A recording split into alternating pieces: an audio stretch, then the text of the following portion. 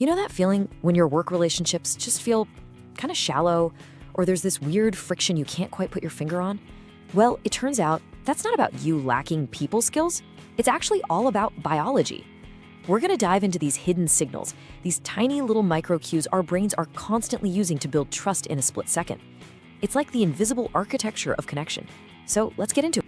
Okay, so check this out. It's a bit of a paradox, but it gets right to the heart of everything. We always think charisma is about having the perfect line, right? About owning the room with your words. But what if the exact opposite is true?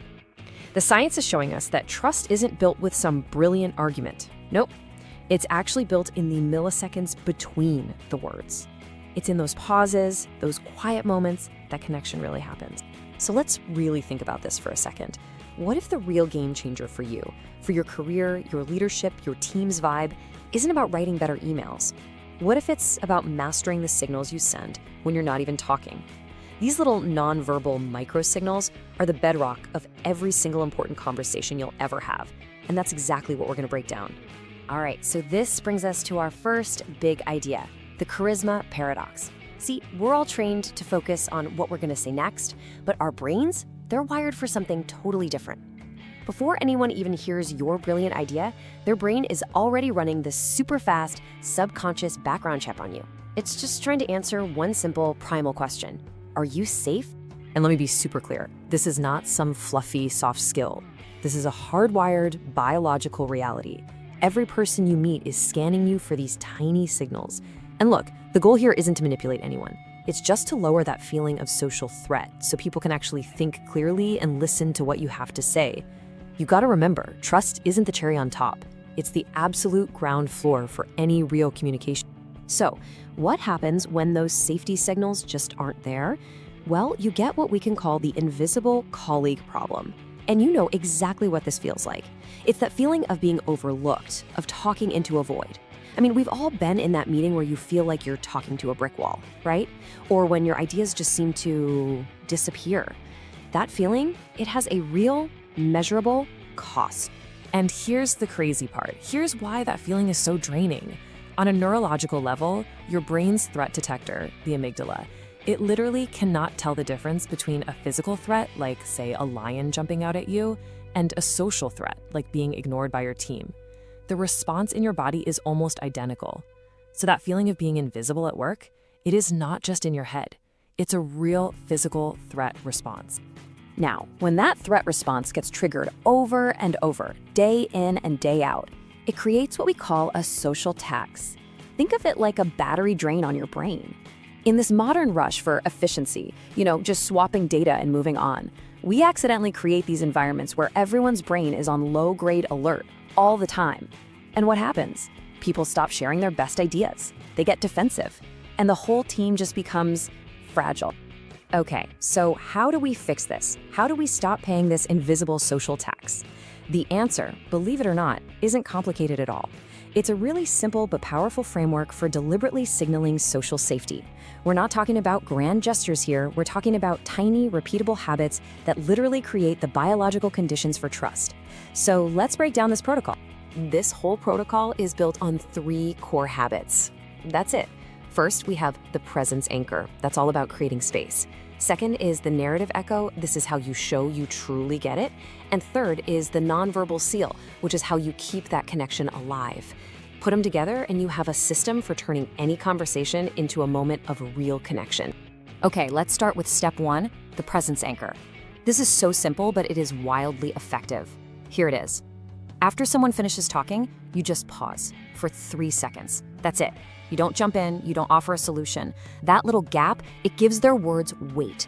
It sends a signal to their brain that says, I'm actually thinking about what you said, not just waiting for my turn to talk. It's a massive signal of respect. All right, next up is the narrative echo. This is way more than just saying, I hear you. It's about using what's called reflective labeling to kind of mirror back the emotion behind their words. So instead of just nodding along, you might say something like, wow, it sounds like you're feeling a ton of pressure from this deadline. See what that does? It validates what they're feeling, which clears out all the emotional static so you can actually get to the real stuff. And finally, step 3, the nonverbal seal. Okay, our brains are desperate for feedback. They need to know someone is actually listening. This is how you give it to them. It's the simple habit of little micronods while they talk, and just holding comfortable eye contact. This stuff creates what you can think of as a live neural bridge between you two. It turns a boring transactional chat into a real, living conversation. So, look, this whole protocol isn't just a list of nice things to do. It is grounded in some really solid science. So let's peek under the hood and see what's actually happening in the brain when you do this. This is the why behind it all, why these tiny little habits have such a huge impact. So what's the ultimate goal of all these signals? It's to get to a state called neural coupling. And this is it's amazing. It's when the brain patterns of two people in a really good conversation literally start to sync up, like their brains start to fire in the same rhythm. When you use this protocol, you're basically setting the stage for that to happen. You're building that alignment. So let's just trace the chain of events here. Like we said, when someone feels ignored or shut down, their brain screams social threat. That instantly flips on the amygdala, the brain's alarm system. And here's the key. When the amygdala is on, the smart part of the brain, the part that does strategy, creativity, collaboration, it goes offline. The brain's just too busy trying to survive. But, and this is the cool part, when you send one of these little validation signals, that 3-second pause, that it sounds like, you help their brain release oxytocin. You've probably heard of it, the bonding hormone. Well, oxytocin acts as the amygdala's off switch. You're literally, on a chemical level, turning off their fear response, and that frees up all their mental energy to actually connect and solve problems with you. Okay, the science is pretty clear, right? So how do you actually use this stuff? Like today, in your very next conversation. The goal here isn't to be perfect. It's about stopping the performance and just starting to connect. Think of your next chat as an experiment in what we'll call relational clarity. So here are the steps. Super simple. In your next conversation, just start with one thing, the 3-second anchor. When they stop talking, just count to 3 in your head before you speak. That's it. If you're feeling brave, try a reflective label. Just start with, "It sounds like," and see what happens. And please remember, you don't have to get it perfectly right. It's the attempt to understand them that does all the magic. Let's just completely reframe the goal here. It's not about you having the perfect thing to say. Your real goal is just to be a supportive presence, to be the person who makes the room feel safe enough for other people to think clearly. When you do that, you're creating this amazing sense of ease, not just for one person, but for everyone in the room. I love this quote because it just distills the entire idea into one sentence. Think about that. High awareness communication is a service to the other person's nervous system. You're not performing for you, you're providing a service to them. You're helping their brain feel calm and regulated. And that service is the foundation for everything else. And believe it or not, this all ties directly back to productivity. We think being productive is about cramming more stuff in, right? Just pure hustle. But real productivity comes from creating systems where focus is easy. And that whole system starts with the people. It starts by making them feel seen and safe. Because when you get rid of the social friction, you'd be amazed how much of the work friction just melts away. Okay, so here's your challenge. I want you to take just one piece of this and use it today.